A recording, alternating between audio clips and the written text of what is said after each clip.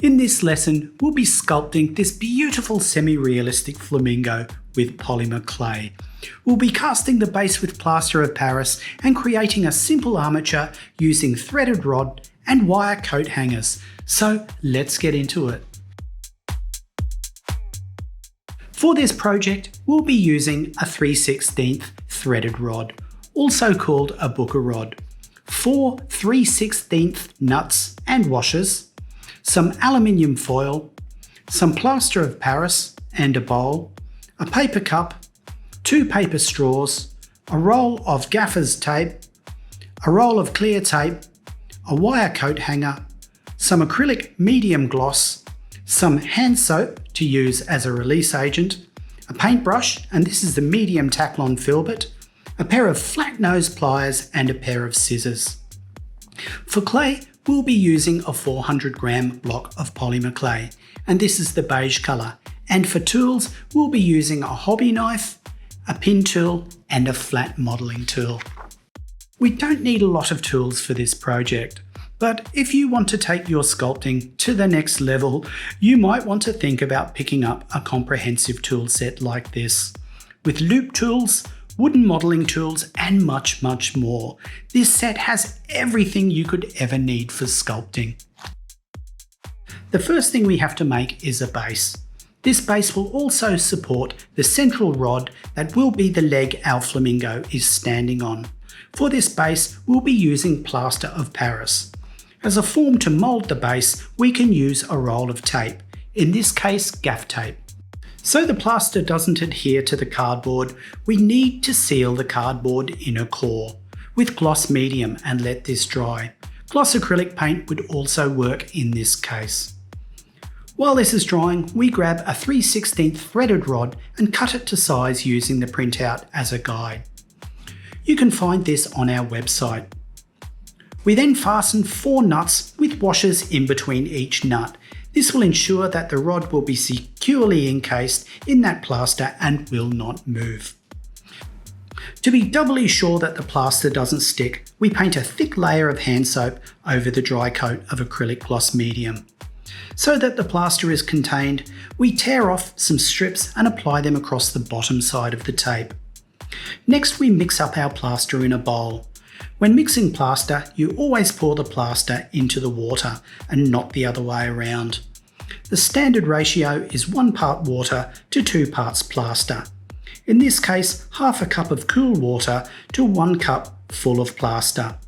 Wear some latex gloves and ensure that the plaster is mixed well and free of any lumps.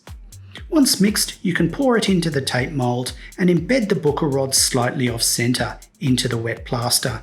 Ensure that the end with the nuts and washers goes into the plaster. Use those pliers on the top of the tape to hold the booker rod in position until the plaster hardens. Plaster will harden in 30 minutes, but will take on average 24 to 48 hours to fully cure. Once the plaster is cured, remove the tape from the bottom of the roll and gently push out the plaster plug, and we are ready to create the armature.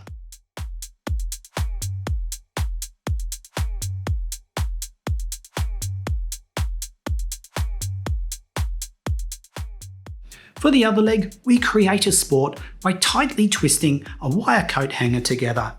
I have used a knob on my easel as a secure point to twist the wire together. Although it is quite long, it will be the support for the neck as well. I lay this over the printout and bend the wire so it follows the form of the neck. We can then secure the leg and the neck support to the booker rod. To do this, we need to make a coupling to join them. So I use another booker rod and twist a length of coat hanger wire twice around the rod and twist it onto the rod with some pliers. To keep the rod firm, you may need to secure it to the table. I then screw the coupling wire onto the booker rod to the appropriate spot on the booker rod and twist the leg and neck support onto the coupling.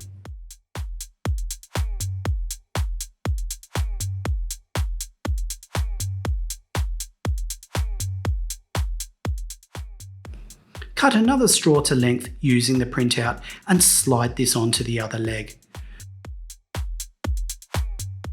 We can then start sculpting, and the first step of this stage is to pack the body out with aluminium foil. Push it onto the armature and compact it, then wrap clear tape around the aluminium foil to keep it tight. Trim the leg to size and then bend the leg to shape. It will be easier to use those pliers for this.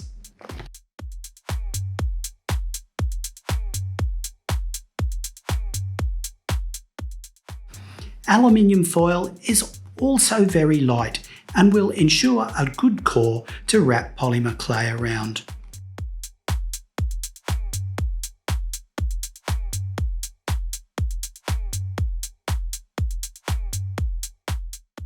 Open up a pack of polymer clay, condition it and roll it into a sheet of approximately 6 mm thick and wrap it around the body and join the edges together.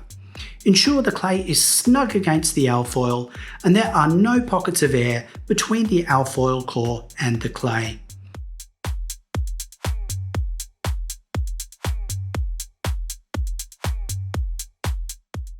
Paintbrush handles are very good for rolling the clay smoothly onto the alfoil.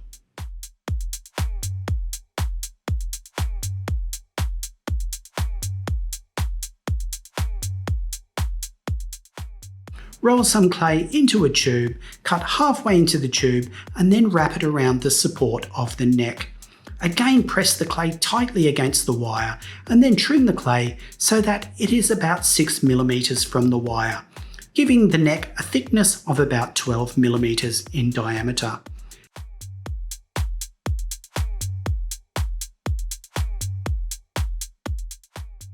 Then blend the clay from the neck onto the body. Take the clay up to the top of each straw and smooth it in. Our flamingo is now ready for the first baking. Follow the instructions on the packaging for this. Once baked, turn off the heat, open the door and let the sculpture cool down to room temperature. Once cool, paint those straw legs to seal them. This will enable the clay to bond better to the straws. We can then create the final layer of polymer clay. This is where we add the form and detail. On a project like this, it's best to create the neck first and whittle it away, as this will dictate the head and body size. Regarding sculpture, there is essentially two ways to shape: carving away and addition or adding clay, and building up the work. With polymer clay, it's a good practice to do both. The carving is good to get a rough shape quite quickly, and then you can add the clay and blend it for refinement. A sharp hobby knife is ideal for this, but of course be careful, because hobby knives are sharp. Keep carving the neck, body and head until you're happy with the shape.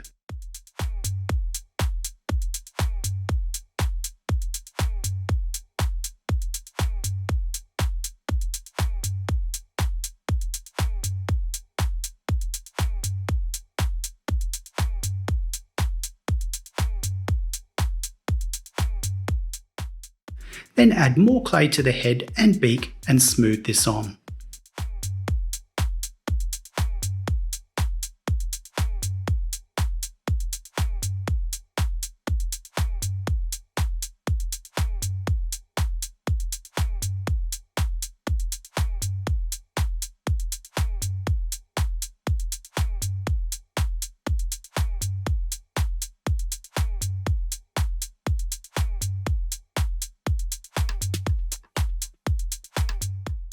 Use the end of a paintbrush to create the eyes of our flamingo, and then add them to either side of the head. Smooth these on.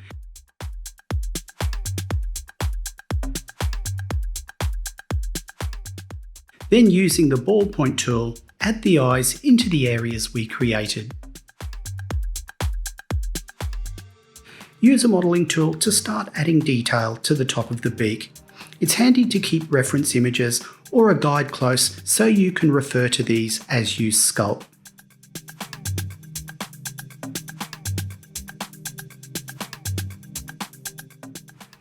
Add the little nostrils onto the beak and smooth it off.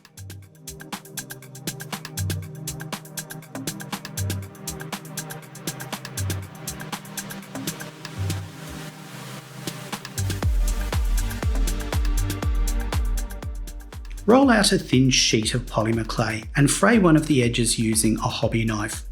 Lay this over the flamingo's body and smooth it onto the neck. Try not to blend the frayed edge, as we can use that to create a bit of depth in our friend's feathers. Grab the modelling tool and create little indents in line with these frayed edges. Continue these lines past the feathers and onto the body. Keep the lines really loose, it'll make it look like layers of feathers. Make some lines deeper than others too.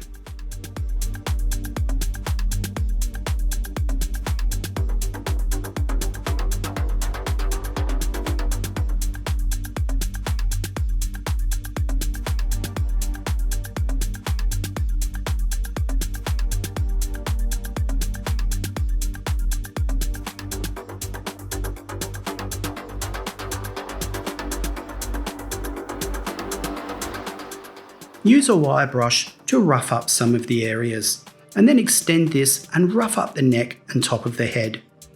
You can use a bit of paper to protect your work from any falling clay.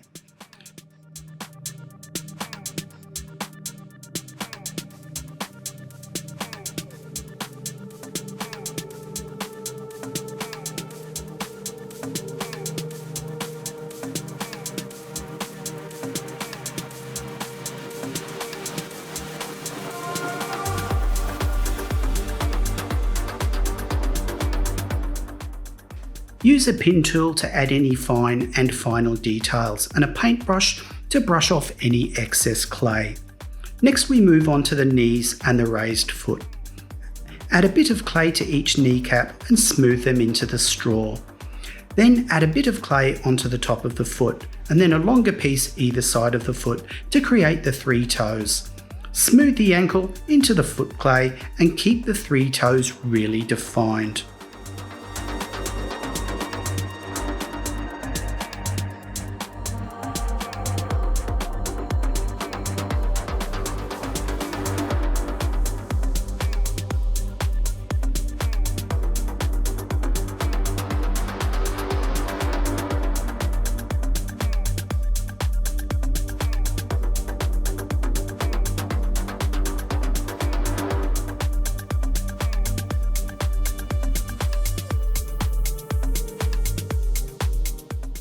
After finishing the sculpture, bake it for 45 minutes. Stay tuned because we'll be painting our friend in a future lesson. And voila! Well, we hope that you enjoyed that lesson and at least picked up something and are inspired. While you're here, why not look at the Mont website? It's a home of creativity. Take a look around the Create section and you'll be able to uncover a whole heap of free stuff. From projects, handy tips and tricks, and techniques to keep you busy. Otherwise, have fun and we'll see you next time.